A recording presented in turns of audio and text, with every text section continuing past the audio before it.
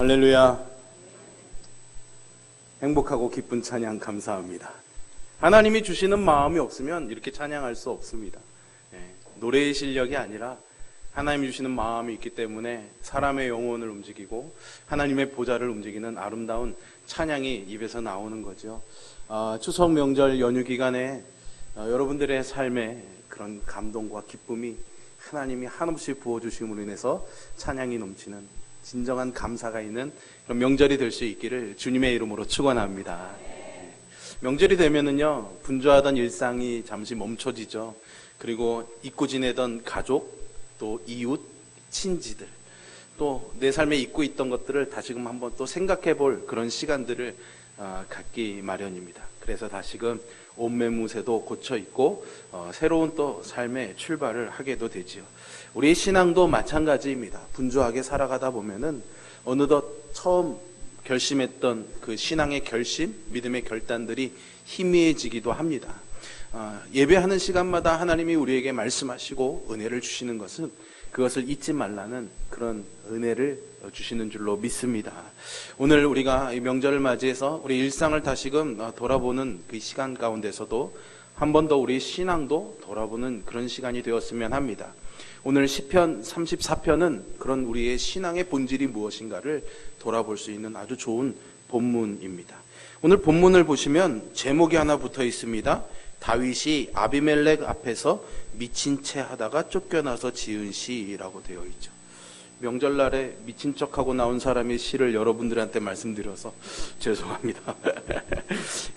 이 제목에 관한 사건은 사무엘상 21장에서 22장에 소개되고 있습니다.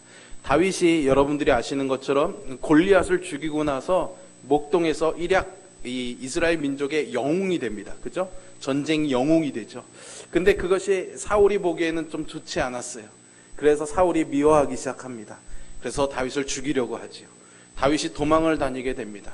여기저기를 도망을 다니다가 결국은 이제 궁지에 몰리게 됩니다. 더 이상 도망할 곳이 없어지게 돼요. 그래서 다윗이 선택한 곳이 망명이었습니다. 바로 블레셋으로 넘어가고자 했던 것이죠. 블레셋은 이 당시에는 한 나라였지만 사실은 5개의 도시가 연합을 해서, 그러니까 도시 혼자로는 이 군사력도 약하고 외세의 침략에도 강하게 견뎌내기가 힘드니까 5 왕들이, 도시들이 서로 모여서 연합을 한 겁니다. 유나이티드 블레셋입니다. 그래서 연합 블레셋 이렇게 이해하시면 되는데요. 다윗이 그 중에 한 도시였던 가드라는 곳으로 도망가게 됩니다. 그런데 여러분, 이 가드라고 하는 이 도시는 다윗이 도망하기에 적절한 도시는 사실은 아니었습니다. 블레셋 자체도 사실은 적절하지 않았지만 이 가드는 더 그랬습니다. 왜냐면요, 다윗이 영웅이 됐던 결정적인 계기가 골리앗이었잖아요. 골리앗을 죽였기 때문인데 골리앗이 바로 이 가드 출신이었습니다. 가드의 영웅이었어요. 가드의 영웅을 누가 죽였습니까? 다윗이 죽였어요. 근데 그 다윗이 그 도시로 도망을 왔습니다. 가드 사람들이 다윗을 환영했을까요? 그렇지 않죠. 원수같이 여기던 다윗이 온 겁니다.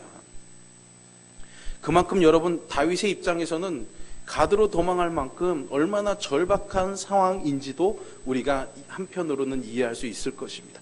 얼마나 도망갈 데가 없으면 날 미워하는 사람들이 바글바글한 도시로 다윗이 스스로 선택해서 도망을 갔겠습니까? 그러니까 이 사건은 사실은 다윗에게는 아주 비참한 경험이기도 했습니다. 그리고 사실은 하나님이 여기서도 다윗을 구원해 주시긴 했지만 정말 상처뿐인 영광이었습니다. 왜냐하면 사실은 우리가 잘 아는 다윗은 언제나 하나님께 묻고 하나님께 순종하는 사람이었습니다. 그런데 하나님을 신뢰하지 못한 채로 블레셋으로 도망가 버리고 만 것이죠. 자기의 인간적인 꾀를 내어서 행동한 것입니다. 그래서 이 블레셋으로 가드로 넘어가게 되었을 때 그때 이 블레셋의 왕이 아기스라는 왕이었습니다.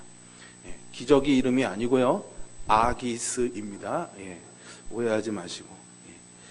신하들이 다윗이 누군지를 알아봤잖아요. 그래서 왕에게 말합니다. 왕이시여, 이 사람이 누군지 아십니까? 사울은 천천히요, 다윗은 만만이다 라고 말할 때 그 다윗이 바로 이 사람입니다. 이 사람이 여기 있으면 우리 안에 몰래 접자처럼 들어온 것일 수도 있으니 우리가 안전할 수 없습니다. 살려두어서는 안 되겠다라고 말했겠죠. 다윗이 그것을 눈치를 챘습니다. 그래서 살기 위한 동아줄을 붙잡습니다. 어떻게든 살아나려고 몸부림을 칩니다. 그래서 어떻게 한 줄 아십니까? 미친 척한 겁니다. 예. 대문짝을 막 박박 긁어대고, 예. 침을 막 질질 흘리고, 예. 제가 직접 몸으로 보여드리면 실감이 나겠지만, 예. 차마 강단이라, 예. 그렇게 할 수는 없을 것 같고요. 예. 여러분께 그림이 그려지십니까? 예. 하나님이 그 위기에서 다윗을 구원해 주십니다. 불쌍하니까. 하나님이 택한 왕이었으니까 구원해 주시죠. 하지만 다윗에게는 사실은 이 구원을 자랑할 만한 그런 건덕지라고 그래야 되나요? 그게 별로 없습니다.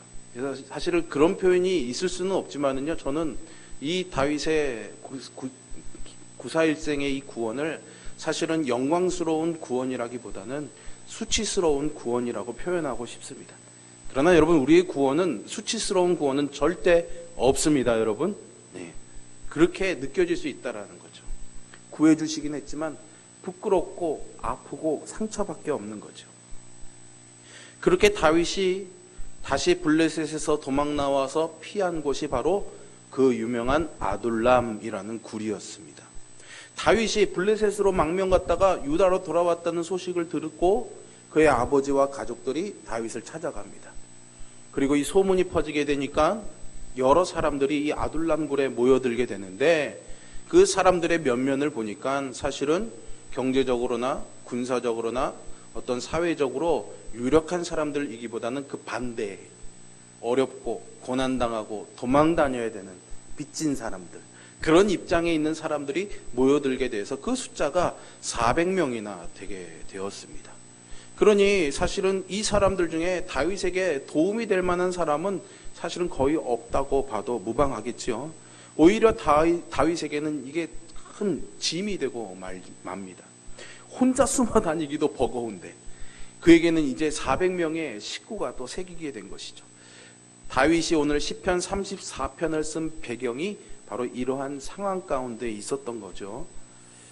그래서 다윗이 1절에서 노래하는데 이게 참 기가 막힙니다. 다윗이 뭐라고 합니까? 여러분 말씀을 보세요. 내가 여호와를 항상 송축하며 내 입술로 항상 주를 찬양하리이다. 아멘. 상처뿐인 영광, 아픔뿐인 구원을 안고 다윗이 돌아왔습니다. 얼마나 그 마음이 애리겠습니까? 그런데 거기다가 군 식구들이 막 더해졌습니다. 다윗이 참 견디기 어려운 상황이었는데 다윗은 이때 뭐라고 말합니까? 나 하나님 찬양합니다. 이렇게 고백하고 있는 거예요. 그런데 이 1절에 단어가 두 개가 반복되고 있는 단어가 있습니다. 뭐가 반복되고 있습니까? 항상이라는 단어가 반복됩니다. 우리말로는 항상이 반복되지만 원래 히브리어 원문의 이 항상은 다른 두 단어가 항상으로 쓰이고 있습니다. 첫 번째의 항상의 의미는 뭐냐면은 모든 때에 하나님을 찬송하겠다라는 겁니다. 어떤 상황이든지 어떤 형편이든지 나는 하나님을 찬양하겠다라는 거죠. 지금 다윗의 상황이 사울에게 쫓기고 있는 상황이지만 그럼에도 불구하고 하나님께 찬송하겠다라고 선언하고 있는 것이죠. 두 번째 항상은 계속하겠다라는 그런 의미입니다. 하나님을 찬송하는 것이 자기의 입술에서 그치지 않도록 하겠다라는 것이죠. 여러분, 우리가 사실은 살아가면서요, 우리의 입술에 항상 여러분들이 찬송으로 살아가십니까? 그렇지 않죠. 찬송하기도 하고 불평하기도 합니다. 감사하기도 하고 원망하기도 합니다. 사랑의 말을 전할 때도 있지만 마음에 끓어오르는 분노를 참지 못해서 악한 말을 쏟아낼 때도 있지요. 그런 것들이 우리의 삶에 끊임없이 반복됩니다. 그런데 다윗은 오늘 하나님 앞에서 언제나 찬송만이 자기의 입술에서 계속될 것입니다 라고 고백하고 있습니다. 사실은 이것은 일종의 선언이자 각오다 이렇게 말할 수가 있는데요, 다윗이 처한 상황을 우리가 잊지 않는다면 사실은 이렇게 말하는 것이 쉽지는 않습니다. 그런데도 다윗은 그렇게 찬양하겠다라는 거죠. 그 이유는 뒤에서 설명드리겠습니다. 이어지는 2절은 다윗이 그렇게 하고자 했던 찬양이 과연 무엇인지를 설명해 주고 있습니다. 2절을 한번 보십시오. 내 영혼이 여호와를 자랑하리니 곤고한 자들이 이를 듣고 기뻐하리로다. 아멘. 이 말씀을 보면 찬양은 뭐라고 설명할 수 있습니까? 하나님을 자랑하는 것입니다.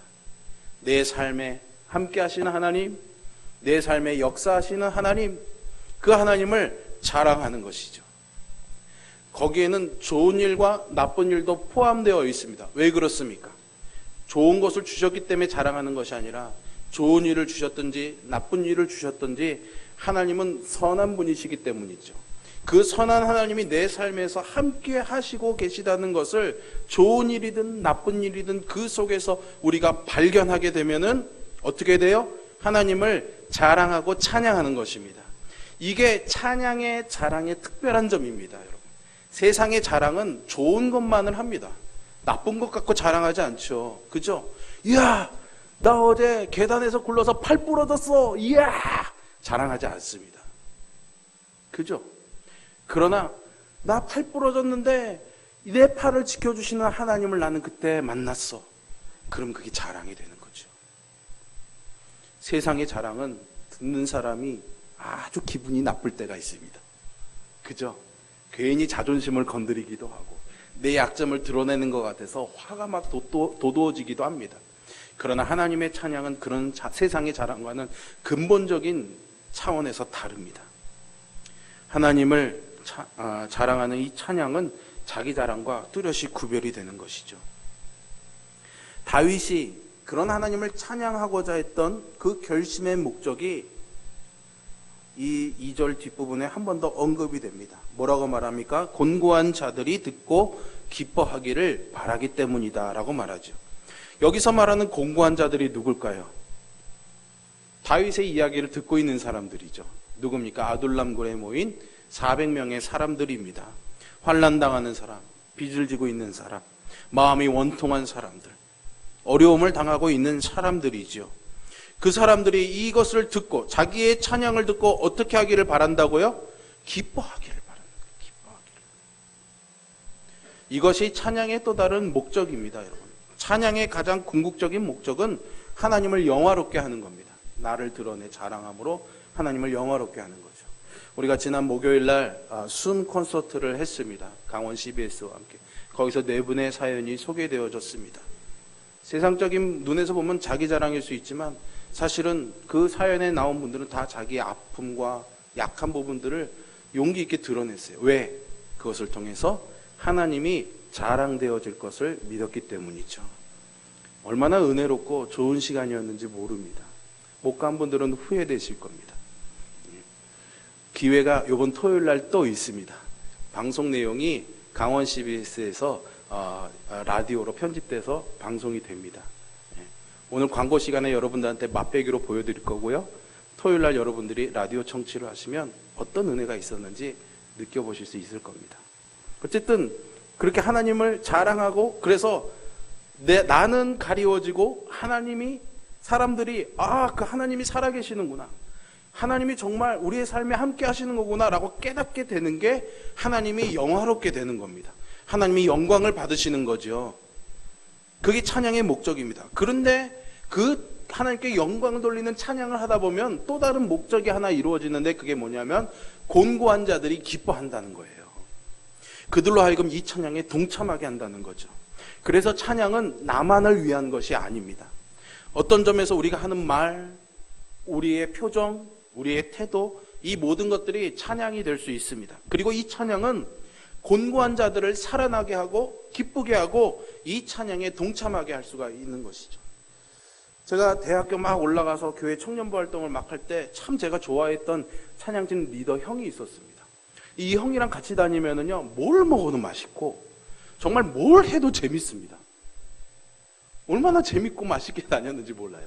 그래서 왜 저 형이랑 다니면 이렇게 재밌고 맛있는 걸 먹지? 제가 궁금해졌어요. 그래서 한참을 이렇게 지켜봤는데 그런 겁니다. 이 형이랑 다니면요, 라면을 끓여 먹으면 이렇습니다. 야, 이루야, 이 라면 먹어봐. 진짜 맛있다, 이거 막. 면발이 탱탱 쫄깃쫄깃하고 내가 이런 라면을 먹어본 적이 없다. 야, 한번 먹어봐. 네. 교회에서 시간 보낼 데가 없어서 다방구를 했습니다. 다방구 뭔지 아시죠? 다 큰 청년이 다방구 하는 게 얼마나 좀 그렇습니까? 근데 얼마나 그걸 재밌게 했는지 몰라요. 왜 그냥 소리 지르고 다니고 이 형이 막 얼마나 재밌게 놀았는지 몰라요. 그래서 제가 그때 봤습니다. 아, 말이 사람을 변화시키는구나. 사실 우리가 이 라면을 또 먹어야 되나 싶은데 야, 맛있지, 먹어봐, 맛있어, 우와 맛있다 그러니까 먹다 보니 오, 정말 맛있네. 아, 그냥 다방구 이런 거 하면서 시간을 보내야 되나 싶은데 막상 하다 보니까 야, 진짜 재밌다. 네. 다음에 가서 제가 다른 친구들이랑 했는데 재미없더라고요. 그 형님의 말이 사람의 마음을 바뀌게 한 거죠. 우리의 찬양이 그렇다는 겁니다. 우리는 하나님께로 향해서 찬양을 합니다. 근데 그 찬양의 고백이 들려지는, 오늘 이 아둘람굴에 있는 공고한 사람들, 오늘 이 예배 가운데 혹시 상한 마음과 공고한 심령으로 온 분들에게 이 하나님의 마음이, 하나님을 향해서 우리가 고백하는 이 노래가, 제게 주신 이 하나님의 마음이 여러분들에게 나누어지는 그 순간에 그것을 통해서 하나님을 영화롭게 하는 이 예배 가운데 그것이 우리에게 들려지면은 공고한 심령들이 어떻게 되는 거예요? 기뻐하는 거죠. 3절에서 다윗은 이 찬양의 본질을 더해줍니다. 나와 함께 여호와를 광대하시다 하며 그의 이름을 높이자라고 말하죠. 뭐라고 말하는 거예요? 우리 함께 하자라는 거예요. 공개적으로 우리 찬양하자라고 선포하는 겁니다. 사실은 내가 하나님께만 찬양해도 되는데 왜 공개적으로 선포하는 걸까요? 다윗은 자기의 이 찬양이 독창으로 끝나기를 원하지 않습니다. 공고한 자들이 이 찬양을 듣고 하나둘 함께 그 멜로디의 리듬에 동참해 가면서 독창이 합창이 되기를 원하는 거죠. 함께 하나님의 위대하심을 노래하자 이렇게 말하는 겁니다. 여러분, 우리가 하나님께 영화로운 찬양을 올려드린다고 해서 하나님이 위대해지는 것은 아닙니다. 위대해지는 게 아니라 하나님은 원래 위대하신 분입니다. 우리는 그것을 고백하는 것뿐이죠. 끊임없이 제가 최근에 설교를 통해서 말씀드리죠. 우리가 뭘 함으로 인해서 하나님이 어떻게 되는 게 아닙니다. 하나님의 본질은 그대로 있습니다. 우리가 감히 볼 수도 없는 거고 우리가 감히 따라갈 수도 없는 영화로운 그 하나님의 본질이 있는 거예요. 우리가 뭘 한다고 하나님이 그렇게 되시는 게 아니라 원래 그러시다라는 거예요. 그럼 왜 우리가 그 하나님의 영화로움을 찬양해야 될까요? 그 찬양을 통해서 이 찬양을 듣는 사람들에게 하나님의 위대하심이 깨달아지는 거죠. 노래하는 걸 보면서, 순 콘서트에서 간증되어지는 것을 보면서, 그가 하나님을 자랑하는 것을 보면서, 야, 하나님 정말 살아계시는구나. 하나님이 우리를 사랑하시는 거구나. 하나님은 정말 한 영혼도 포기하지 않으시는구나. 알게 되는 거죠.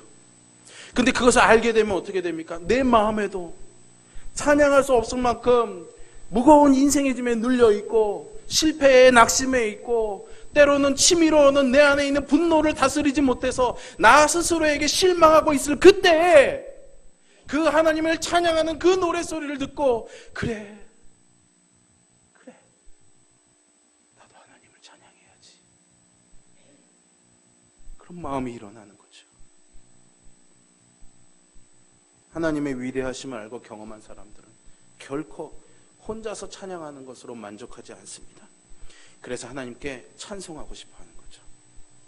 그 귀한 책임을 맡은 분들이 1차적으로 우리 찬양대원들입니다.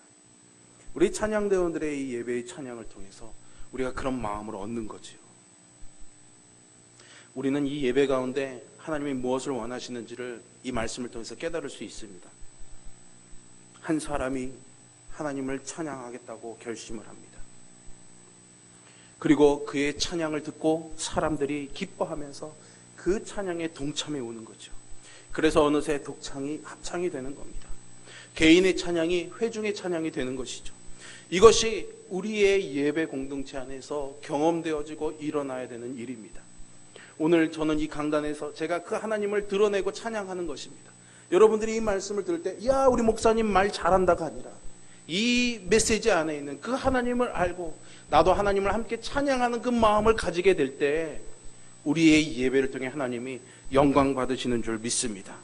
그리고 우리의 그 예배가 곤고한 사람들이 아둘람굴에 모여들듯이 오늘 우리의 이 예배 자리가 아둘람굴이 되어서 세상에 지치고 고난 심령들이 와서 우리의 이 찬양을 통해서 힘을 얻고 회복되어지는 그런 찬양의 감격이 넘치는 그런 믿음의 공동체가 될 줄로 믿습니다.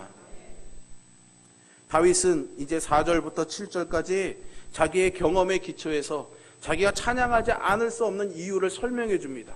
아주 독특한 구조를 가지고 있습니다. 4절인데 한 절은 자기의 경험을, 그래서 한 절은 그래서 나는 이렇게 하나님을 찬양할 거야. 그렇게 이게 반복되고 있습니다. 4절을 보세요. 내가 여호와께 간구하며 내게 응답하시고 내 모든 두려움에서 나를 건지셨도다. 다윗의 체험이죠. 하나님 나를 건지셨다는 거예요. 어디서요? 아기스 왕 블레셋에서 나를 구원해 주신 사건이겠죠. 그러나 비단 그 사건뿐이겠습니까, 여러분? 지금까지 다윗이 살아오면서 경험했던 그 모든 하나님의 은혜들이 여기에 포함되어 있는 것이겠죠. 그것을 생각해 보니까 5절에서 그가 깨닫게 되는 겁니다. 그들이 주를 앙망하고 광채를 내었으니 그들의 얼굴은 부끄럽지 아니하리로다. 지금 아둘람굴에 모인 사람들, 그 가운데 있는 다윗의 처지는 어떻습니까? 부끄러움입니다. 수치스러움입니다. 숨어서 나가지 못하고 굴 속에 있잖아요. 그런데 과거를 돌아서 하나님이 내 삶에 베푸신 은혜들을 생각해 보니까 하나님이 비록 내 이 처지에서 나를 부끄럽게 하지 않으실 분이라는 것을 마음에 깨닫고 확신하게 된 것이죠. 그래서 하나님을 찬양하겠다라고 선포하는 것입니다. 6절에 가시면 또 자기의 경험을 이야기합니다. 공고한 자가 부르짖음에 여호와께서 들으시고 그의 모든 환난에서 구원하셨도다. 부르짖는 모든 환난에서 구원하신 하나님을 경험했다라고 고백합니다. 그리고 7절에서 여호와의 천사가 주를 경외하는 자를 둘러 진치고 그들을 건지시는도다. 아멘.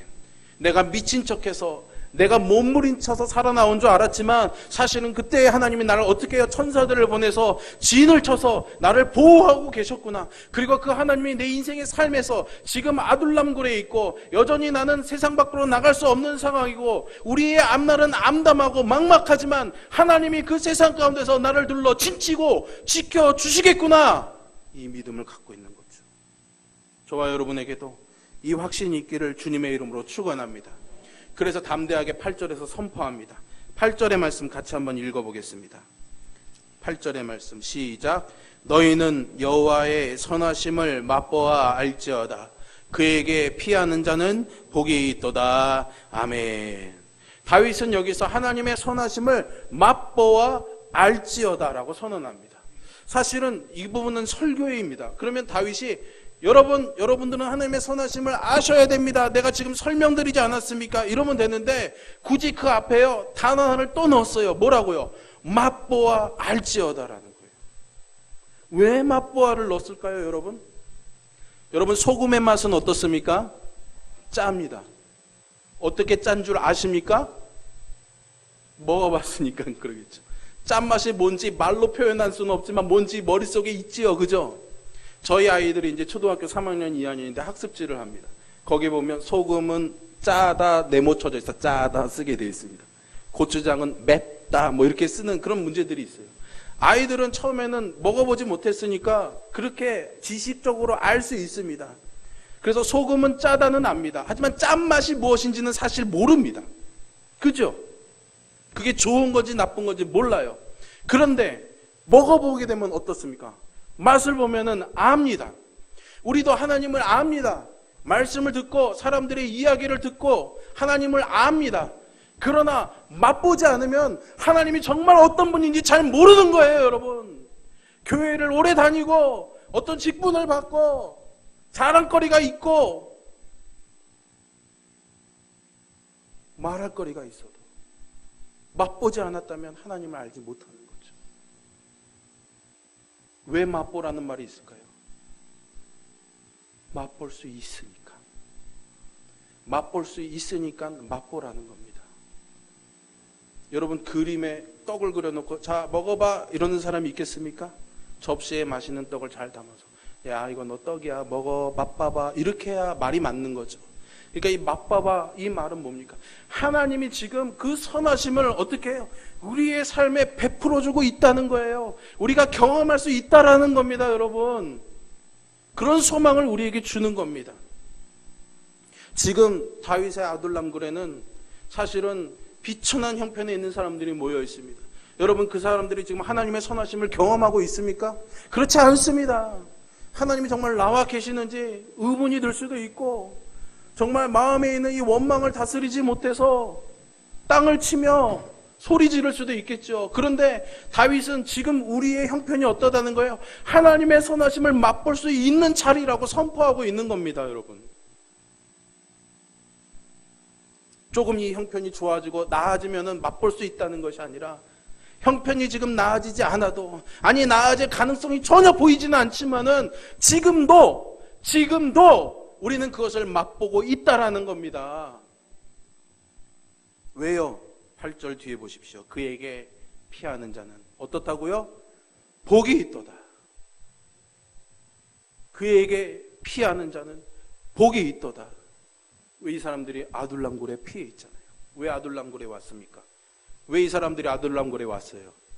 좋은 동굴이니까? 숨기 좋은 곳이니까요? 왜 아둘람굴에 왔겠습니까, 여러분? 네? 잘 모르시겠어요? 네, 다윗 때문에 이거 하려고 했는데, 다윗이 있으니까 왔잖아요. 다윗과 함께 하면은 뭔가 그래도 살아날 구멍이 있을 거란 기대를 갖고 왔던 거죠. 그럼 다윗이란 인간 때문에 왔겠습니까? 아니죠. 다윗이 하나님과 함께하는 사람이란 걸 알았기 때문입니다. 그러니까 이들이 아둘람굴에 모인 것은 다윗 때문에 온 게 아니라 누구 때문에 온 겁니까? 하나님 때문에 온 겁니다. 하나님께 피한 거죠. 그러니 너희는 지금 이 피하는 자리가 바로 복 있는 자리다. 이 자리가 하나님의 선하심을 맛보는 자리다라고 선포하는 겁니다. 그러니 이제 너희들은 어떻게 하라고요? 9절부터 10절의 말씀을 보면 여호와를 경외하라는 겁니다. 여호와를 경외하는 자에게 하나님의 선하심은 부족함이 없기 때문입니다. 11절부터 너희 자녀들아 라고 부릅니다. 자녀들아 라고 말하니까 뭘 말하는 건가 싶겠지만 이 표현은 관용적인 표현입니다.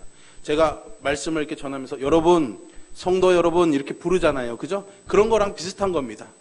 여러분 하고 부르는 겁니다. 잘 기억하라는 의미죠. 누군가를 이렇게 부른다는 거는 이거 아주 중요한 이야기야. 잘 기억해야 돼. 이런 의미가 있는 겁니다. 이제 뭐라고 말합니까? 12절을 보세요. 생명을 사모하고 연수를 사랑하여 복받기를 원하는 사람이 누구뇨? 무슨 말인지 이해가 되십니까? 공동번역을 보면은 이 부분을 이렇게 표현합니다. 즐거운 날을 보내고 싶으냐? 좋은 일을 보며 오래 살고 싶으냐라는 거죠. 그렇다면 하나님을 경외함을 배우라 말입니다. 하나님을 경외하는 것이 인생을 잘 사는 근본 전제라는 겁니다. 그러면 어떻게 하나님을 경외하는 것인가? 다윗은 구체적으로 가르쳐 줍니다. 13절과 14절의 말씀 여러분이 눈으로 따라오면서 잘 보세요. 내 혀를 악에서 금하며 내 입술을 거짓말에서 금할지어다. 악을 버리고 선을 행하며 화평을 찾아 따를지어다. 아멘. 하나님을 경외함으로 하나님의 선하심을 맛보아 아는 그런 최고의 삶을 원한다면 어떻게 하라고요? 우리의 말과 우리의 행동에 악과 거짓을 가지면 안 된다라는 말입니다, 여러분. 사도 베드로는 자신의 베드로 전서에서 이 부분을 인용하고 있습니다. 베드로는 베드로 전후서를 쓰면서 이 편지가 탄압받고 고통당하는 초대교회 성도들에게 위로가 되기를 바랬습니다. 그런데 그들에게 뭐라고 말합니까? 너희들이 이 고난에서 승리하려면, 이 자리에서 하나님이 함께 하심을 믿기를 원한다면 비록 지금 처지는 비천하고 고통스럽고 아프지만은 어떻게 하라고요? 너의 입술에서 너의 행동에서 절대로 하나님 앞에 정직함을 잃지 말지어다라는 거예요. 여러분, 우리의 마음이 낙심하거나 마음에 상처가 받으면 어떻습니까? 분노가 치밀어 오르죠. 될 대로 되라 싶은 마음이 일어나죠. 그래서 어떡합니까? 하나님의 말씀은 안중에 없습니다. 우리의 입술에서 끊임없이 악한 말들과 저주의 말들이 쏟아져 나옵니다. 우리의 행동은 하나님 앞에 있지 않은 것처럼 행동하게 됩니다. 그렇지 말라는 거죠. 비천한 상황에 빠져도 하나님이 계시지 않는 것 같아도 하나님의 선하심이 지금 우리에게 있음을 믿고 정직하게 서 있어요. 그게 하나님을 경외하는 것이다라는 거죠. 베드로는 그걸 강조하고 싶었고 다윗도 그것을 말하고 싶었던 겁니다. 다윗이 12절에서 즐거운 날을 보내고 좋은 일을 보내며 오래 살고 싶다면 이런 질문을 하죠. 행복한 삶을 살기를 원한다면 거기에 고난이 있다는 말을 하려는 겁니다. 이게 하나님의 방법입니다. 사람의 마음은 어렵고 힘든 일이 빨리 없어지고 환경이 변화되어야 되는데 그런 원통함이 풀어져야지 되는 거라고 생각하는데 다윗은 다른 말을 합니다. 18절, 19절 말씀 보세요. 여호와는 마음이 상한 자를 가까이 하시고 충심으로 통회하는 자를 구원하시는도다. 의인은 고난이 많으나 여호와께서 그의 모든 고난에서 건지시는도다. 아멘. 의인이 뭐가 많다고요? 고난이 많다는 거예요. 의인은 하나님을 경외하는 사람입니다. 그 사람에게 뭐가 많아요? 고난이 많다는 거. 왜? 세상을 거슬러 가야 되는 일이니까요. 악한 세상을 거슬러 가야 되니 세상에 사는 우리들에게 고난이 있을 수밖에 없습니다.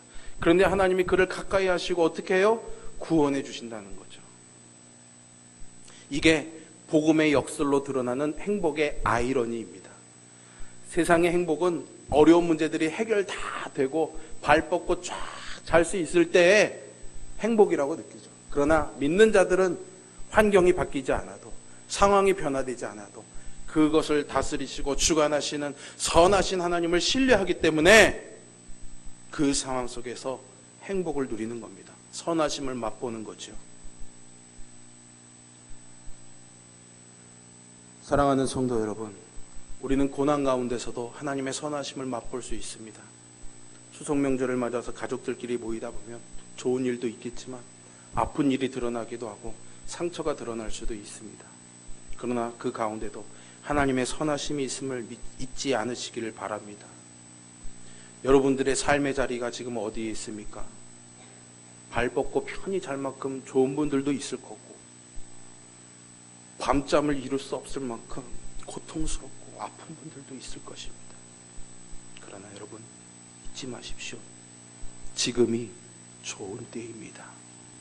왜요? 하나님이 함께 하시니까요. 하나님의 선하심을 맛볼 수 있으니까는요. 그 맛보심으로 하나님을 찬양하고 그 찬양을 통해 여러분들의 주변에 있는 사람들에게도 하나님을 찬양하는 기쁨이 전해지는 그런 삶이 되시기를 주님의 이름으로 축원합니다. 기도합니다.